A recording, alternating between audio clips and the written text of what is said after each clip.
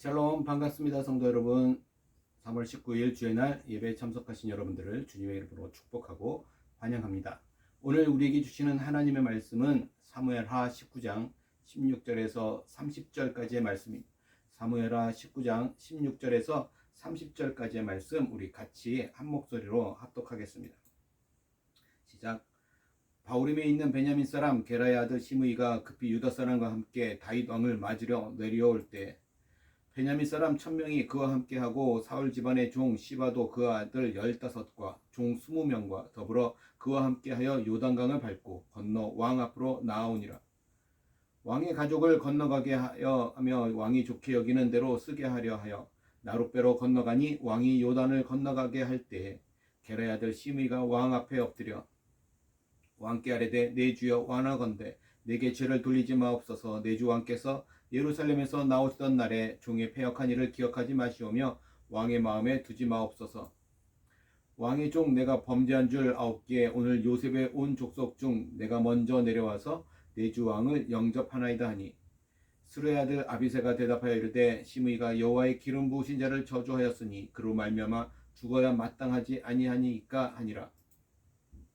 다윗이 이르되 스루의 아들들아 내가 너희와 무슨 상관이 있기에 너희가 오늘 나의 원수가 되느냐. 오늘 어찌하여 이스라엘 가운데서 사람을 죽이겠느냐. 내가 오늘 이스라엘의 왕이 된 것을 내가 알지 못하려 하고 왕이 시므에게 이르되 내가 죽지 아니하리라 하고 그에게 맹세하니라. 사울의 손자 무비보셋이 내려와 왕을 맞으니 그는 왕이 떠난 날부터 평안히 돌아오는 날까지 그의 발을 맵시내지 아니하며 그의 수염을 깎지 아니하며 옷을 빨지 아니하였더라. 예루살렘에서 와서 왕을 맞을 때에 왕이 그에게 물어 이르되 무비보셋이여 내가 어찌하여 나와 함께 가지 아니하였더냐 하니 대답하되 내 주 왕이여 왕의 종인 나는 다리를 절므로 내 나귀의 안장을 지워 그 위에 타고 왕과 함께 가려 하였더니 내 종이 나를 속이고 종인 나를 내 주 왕께 모함하였나이다. 내 주 왕께서는 하나님의 사자와 같으시니 왕의 처분대로 하옵소서. 내 아버지의 온 집이 내 주 왕 앞에서는 다만 죽을 사람이 되지 아니하였나이까. 그러나 종을 왕의 상에서 음식 먹는 자 가운데에 두셨사오니 내게 아직 무슨 공의가 있어서 다시 왕께 부르짖을 수 있사오리까 하니라. 왕이 그에게 이르되 내가 어찌하여 또 내 일을 말하느냐. 내가 이르노니 너는 시바와 밭을 나누라 하니 무비보셋이 왕께 아뢰되 내 주 왕께서 평안히 왕궁에 돌아오시게 되었으니 그로 그 전부를 차지하게 하옵소서 하니라. 아멘. 오늘 저는 이 말씀을 가지고 함께 하려는 마음이라는 제목으로 은혜를 나누고자 합니다. 성도 여러분, 우리가 아니면 우리 공동체가 어떻게 하면 죄를 이길 수 있을까를 한번 생각해 보았습니다. 우리가 죄를 이길 수 있는 가장 중요한 것은 우리가 함께 하려고 하는 마음이 있어야 한다라는 것. 그 마음이 있을 때 우리는 죄를 이길 수 있습니다. 함께 한다라고 하는 것은 마음을 주고받는다라고 하는 의미예요. 그래서 누군가 조금만 내 마음에 들지 않으면 나하고 안 맞는다, 내 일이 아니다 라고 생각하고 그를 버리기 멀리하기 쉬운데 절대로 그렇게 하면 안 된다라는 것입니다. 죄는 그렇게 우리를 고립시켜서 넘어뜨리려고 하는 것입니다. 혼자 있으면 죄에 넘어지기가 더 쉽다라는 것입니다. 자, 오늘 보면 사무엘하 19장은 다윗이 예루살렘으로 돌아오는 이야기를 기록하고 있습니다. 지금 이스라엘의 내부와 외적인 환경이 급격하게 변화하고 있는 시기예요. 바뀌고 있는 시기입니다. 다윗은 그 시기에 어떻게 대처함으로 인해서 죄를 이기는 그런 믿음의 길을 걸어갈 수 있었는지를 오늘 함께 살펴보려고 합니다. 압살롬의 반역에 가장 중심적으로 함께했던 사람들이 바로 유다 지파 사람들이었습니다. 그래서 예루살렘으로 다시 돌아오기를 원하는 이 다윗은 이런 유다 지파 사람들의 문제를 어떻게 처리해야 하나 하는 것이 그 앞에 놓인 문제였습니다. 다윗은 이 문제의 해결책을 바로 용서하는 것에서 찾으려고 했습니다. 다윗이 압살롬과의 전쟁에서 승리한 후에 예루살렘으로 돌아온다고 하는 소식이 전해졌을 때 다윗을 제일 먼저 마중 나온 사람이 시므이라고 하는 사람이었습니다. 16절 한번 볼까요? 이렇게 이야기합니다. 바후림에 있는 베냐민 사람 게라의 아들 시므이가 급히 유다 사람과 함께 다윗 왕을 맞으러 내려올 때 다윗이 아들 압살롬을 피해서 예루살렘을 떠나 나올 때, 피난 나올 때 다윗을 향해서 돌을 던지고 다윗을 향해서 저주를 퍼부었던 사람이 있었습니다. 그 사람이 바로 이 시므이예요. 다윗이 전쟁에서 승리하였다는 소식을 듣자 재빨리 다윗에게 나와서 자신의 죄를 용서를 구하고 있는 것입니다. 자신을 마중 나온 이 시므이를 볼 때 다윗의 마음이 어떠했을까요? 불과 얼마 전의 이야기이지 않습니까? 그때의 치욕과 그때의 아픔과 그때의 고통이 다윗에게는 고스란히 그대로 남아 있었을 거예요. 다윗에게도 그렇겠지만 다윗과 함께 피난을 나왔던 그 옆에 있었던 장군들도 마찬가지였을 것입니다. 다윗 옆에 있던 아비새 장군이 한마디 거들죠. 21절입니다. 스루의 아들 아비새가 대답하여 이르되 시므이가 여호와의 기름 부으신 자를 저주하였으니 그로 말미암아 죽어야 마땅하지 아니하니까 하니라. 다윗의 감정으로 보거나 다윗의 생각으로 보거나 또 진리적인 측면에서 볼 때, 그죠? 여호와의 기름 부으신 자를 저주한 것에 대한 것을 이렇게 생각해 보면 이 시므이를 죽이는 것이 참 마음을 시원하게 할 것 같았습니다. 그죠? 시원하게 할 것 같아요. 그러나 다윗은 그렇게 하지 않고 그를 용서해 주었습니다. 그죠? 23절 보니까 이렇게 얘기해요. 왕이 시므이에게 이르되 내가 죽지 아니하리라 하고 그에게 맹세하니라. 그냥 죽지 않겠다라고 말하는 것이 아니라 어때요? 오히려 맹세까지 하면서 그의 생명을 보존해 주었습니다. 다윗은 왜 이 시므이를 살려주었을까? 우리가 17절 우리가 보면 사실 이 시므이라고 하는 사람은 혼자 나온 것이 아니었습니다. 그죠? 1,000명이나 되는 사람들과 함께 나왔어요. 그러니까 이 시므이는 보통 사람이기보다는 그 지파의 유력한 사람이었다라는 것을 볼 수 있습니다. 그래서 그를 죽이는 것은 당장 마음은 시원하게 될지 몰라도 또 그와 관련된 사람들과는 원수의 관계를 맺게 되는 것이었습니다. 그렇죠? 원수의 관계가 될 거예요. 그것은 하나님께서 결코 원하는 세상이 아니지 않습니까? 하나님께서는 우리가 세상에서 화평하기를 원하십니다. 그렇습니다. 성도 여러분, 하나만 생각하거나 작은 일을 생각하면 결코 용서할 수 없는 일들이 있습니다. 그러나 지금 다윗이 이루어 가고자 하는 큰 일을 생각할 때, 그죠? 그를 용서할 수 있었던 것처럼 오늘 우리들에게도 마찬가지예요. 우리들에게도 하나님의 나라라고 하는 큰 그림이 우리 앞에 있습니다. 우리가 용서할 때 그 하나님의 나라라고 하는 큰 그림이 견고하게 서게 될 것입니다. 또 다윗은 예루살렘으로 돌아가면서 자신의 반대편에 있던 사람들을 하나도 죽이지 않았습니다.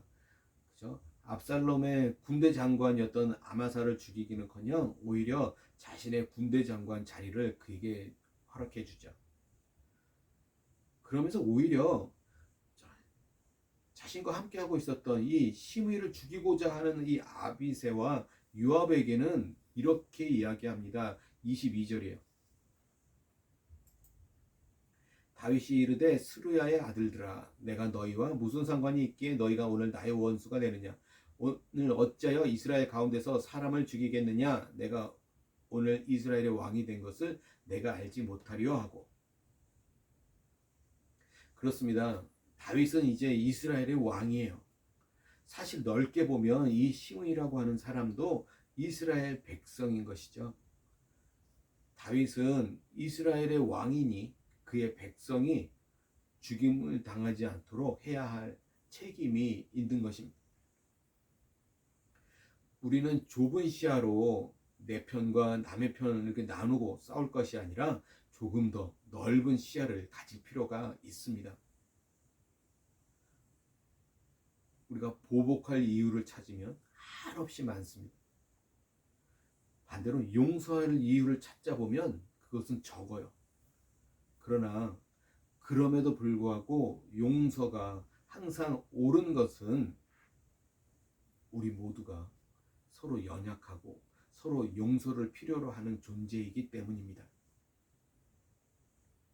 유다 지파는 다윗의 든든한 후원자였습니다. 다윗 자신도 헤브론에서 왕이 되었었습니다. 그러한 유다 지파가 지금은 압살롬 편이 되어 있는 거예요. 유다가 압살롬 편이 될 수 있었던 것처럼 오늘날 우리들의 세상은 조금만 생각을 달리하면 원수가 되기도 하고 친구가 되기도 하는 것입니다. 아주 작은 생각의 차이로 그렇게 되는 것입니다. 그렇게 작은 차이야. 그러니 결과만 보고 친구와 적을 나누지 말고 아무리 큰 적이라 할지라도 그리 큰 차이가 아니라 어느 순간에 작은 차이일 때가 많다는 것을 우리가 알아야 하는 것입니다. 그래서 드러나 보이는 큰 차이를 보고 미워하고 보복하려고 하는 것이 아니라 그 이면에 작은 차이를 보고 함께 하려고 하는 마음을 갖는 것이 더 좋다라는 것입니다. 그렇게 함께 하는 마음은 용서하려고 하는 마음이 있을 때 가능합니다. 용서할 때 우리는 서로 함께 할 수 있습니다. 서로 다르고 부족한 것이 있는데 그 모든 것을 덮을 수 있는 유일한 마음이 바로 용서입니다. 그러기에 우리는 할 수만 있으면 항상 용서하는 마음을 가지려고 노력해야 하는 것입니다. 보복은 오히려 더 큰 죄를 낳습니다. 원수가 원수를 또 만들어내는 것입니다. 그래서 용서하는 것이 이기는 방법이라는 것입니다. 사람은 때로는 죄를 지을 수밖에 없는 존재라는 것을 인정하고 용서할 때 그 죄를 이길 수 있습니다. 우리 모두가 죄인이라는 것을 아는 크리스찬으로서 우리는 상대방의 죄가 드러날 때, 그렇죠? 상대방의 허물이 드러나 보일 때 오히려 그 사람을 사랑하는 기회로 삼을 수 있어야 합니다. 그때가 그 사람에게 진정 사랑이 필요한 때라는 것입니다. 성도 여러분, 지금까지 다른 사람이 나에게 죄를 범하였을 때 미워하고 분노하였었습니까? 우리 안에 있는 죄를 이기는 가장 중요한 방법은 다른 사람의 허물과 다른 사람의 죄를 인정하는 것입니다. 다른 사람의 허물과 죄를 인정하지 않으면 그 허물과 그 죄가 그 사람과 우리 모두를 무너지게 만들 것입니다. 죄를 범한 사람은 그 죄로 인해서 무너질 것이고 그 죄의 피해자는 그 사람을 미워함으로 또 하나의 죄를 범하게 되어서 오히려 더 큰 피해자가 되는 것입니다. 우리는 살면서 죄를 짓는 죄인이라는 것을 반드시 인정하시고 기억하시기 바랍니다. 다윗이 예루살렘에 돌아올 때 제일 앞장서서 마중 나온 사람이 한 사람이 더 있었습니다. 그 사람이 누구냐면 시바예요. 이 시바는 요나단의 아들 무비보셋의 집사장으로서 다윗이 예루살렘에서 피신할 때도 제일 먼저 그에게 나와서 음식을 제공하고 배웅했던 사람입니다. 그래서 다윗은 이미 예루살렘 성에서 나올 때 자신을 배웅하지 않았던 무비보셋을 괘씸하게 여겼고 그 생각으로 그에 있는 모든 재산을 이 시바에게 다 주었다라는 거예요. 그런데 예루살렘에 들어왔을 때 무비보셋이 다윗에게 나옵니다. 그리고 자신이 다윗을 배웅하지 못했던 것이 바로 자신의 종 시바가 자신을 속였기 때문이라고 주장하게 됩니다. 26절 27절 볼까요? 대답하되 내 주 왕이여 왕의 종인 나는 다리를 절므로 내 나귀의 안장을 지워 그 위에 타고 왕과 함께 가려 하였더니 내 종이 나를 속이고 종이 나를 내 주 왕께 모함하였나이다. 내 주 왕께서는 하나님의 사자와 같으시니 왕의 처분대로 하옵소서. 지금 무비보셋의 이야기를 들은 다윗 왕은 순간 많이 혼란스러웠을 거예요. 그죠? 대체 누구 이야기가 맞는 것이냐라는 것이죠. 왕은 이미 시바의 이야기를 고지 듣고서 그에게 모든 재산을 준 상태였습니다. 그런데 지금 이 무비보셋의 이야기를 들으니까 이 무비보셋의 이야기가 더 그럴듯했다는 거예요.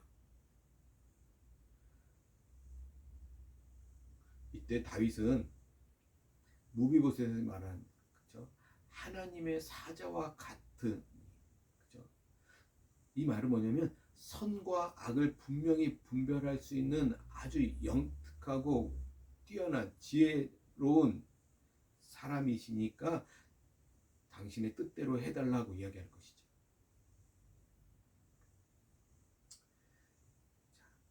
그런데 다윗은 그런 자리, 하나님의 사자와 같은 자리, 선과 악을 분명하게 분별할 수 있는 그런 자리를 내려놓고 정직하게 자신의 무지를 인정하고 있습니다.